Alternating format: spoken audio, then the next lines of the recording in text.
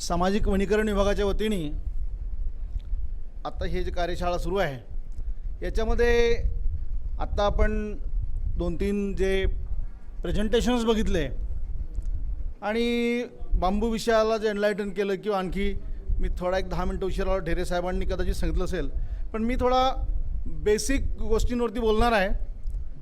सामाजिक वनीकरणाची गरजच काय. इथून आपल्याला माहिती आहे वनविभाग आहे. वनविभागामध्ये 3-4 वेगवेगळे भाग आहेत. वनविभागाला मग वन्यजीव विभागाला एक FDCM आलं, वनविकास महामंडळ, आणि मग सामाजिक वनीकरण विभागाला. आपण जेव्हा सर्व लोकवस्त्या आपला सर्व समाज जो राहतो त्याचं तो जंगल आणि नदी याच्या आसपास आपली सगळी वस्तीस्थानं झालेली आहेत. आणि नदी हा आपला मुख्य स्रोत आहे. कारण आपण जेव्हा पाण्याचा विचार करू, जल ही जीवन आहे आपण म्हणत असतो. मग हे जल ही जीवन आहे, तर मग हे जल कुठनं येतं, तर असं म्हणतात की जंगल नदी की माँ है.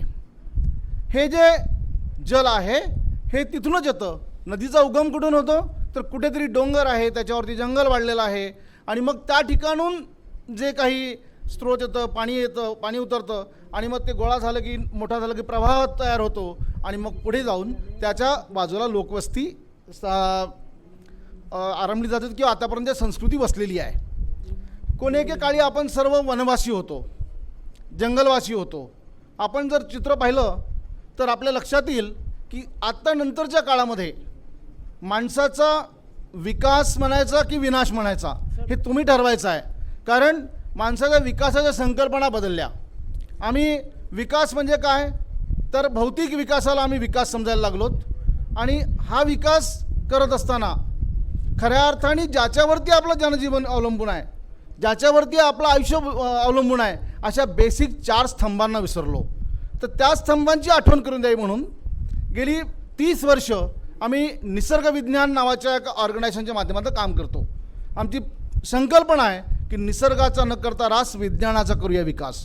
आपण सर्व विज्ञानाच्या युगात वावरतो आहे, वैज्ञानिक सुविधा आपण घेतो आहे, इतक्या छान वातावरणात आपण बसतो आहे, पण हे सगळं करत असताना आपण निसर्गाला संपूर्ण संपवतो आहे. निसर्गाचा आपण 100% नाश करतो आहे. आणि मग जेव्हा आता लक्षात येतं की आपल्या पायाखालची वाळू घसरायला लागली, मग आपण विचार करतो की आता निसर्ग वाचला पाहिजे, जंगल वाचलं पाहिजे.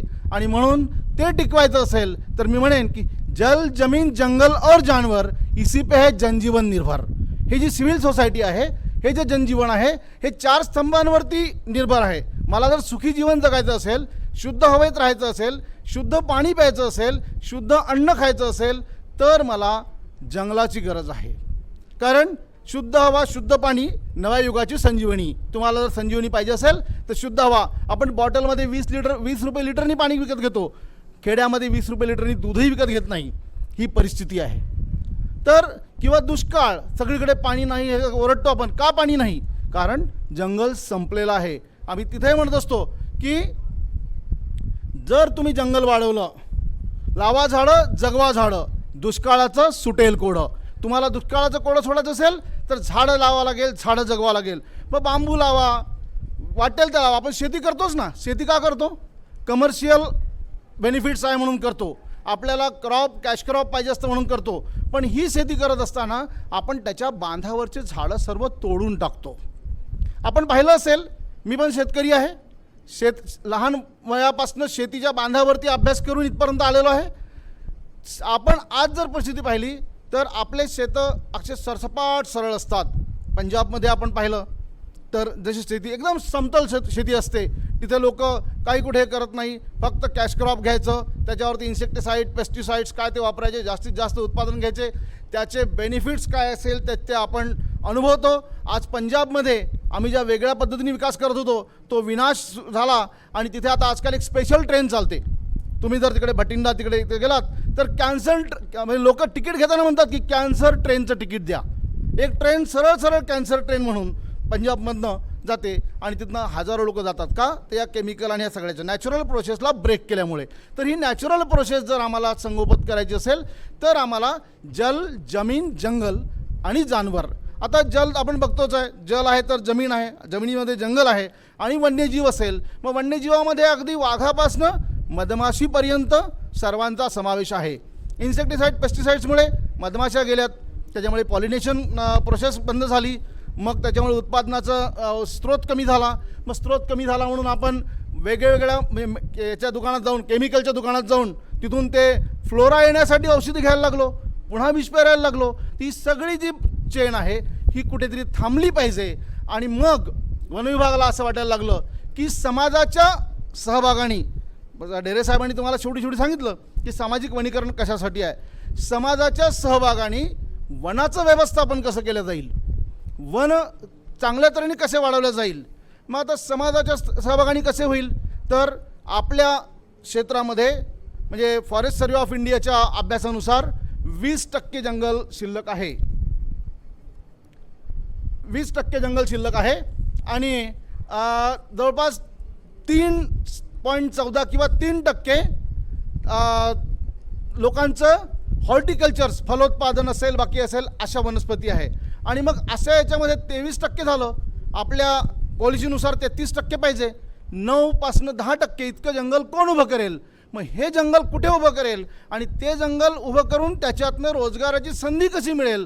कारण जंगल का उभं करायचं, आपण प्रत्येक गोष्ट मला फायदा मिळेल तरच मी करेन ही आपली धारणा असते.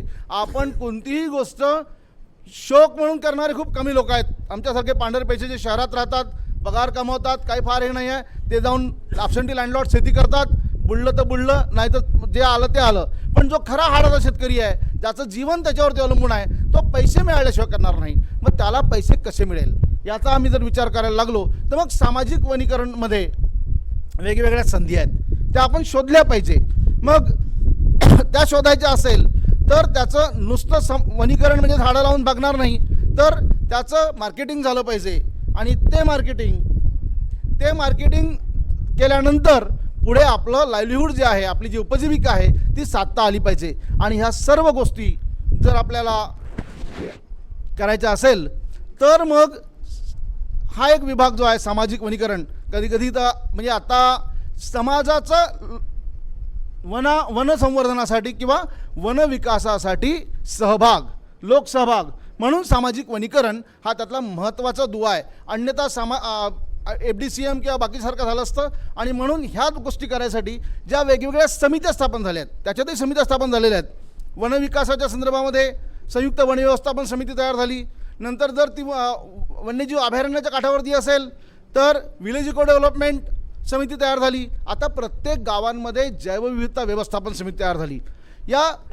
आणि आता त्याच्या पलीकडे जाऊन जेव्हा आम्हाला असं लक्षात आलं की वन अधिकारी किंवा वन विभाग, शासन म्हणून वन विभाग जेव्हा वनाचं व्यवस्थापन पूर्णतः करू शकत नाही, कारण त्याच्यात लोकांचा सहभाग नसतो, म्हणून आणखी एक संकल्पना आली की त्यात मग CFRA आलं.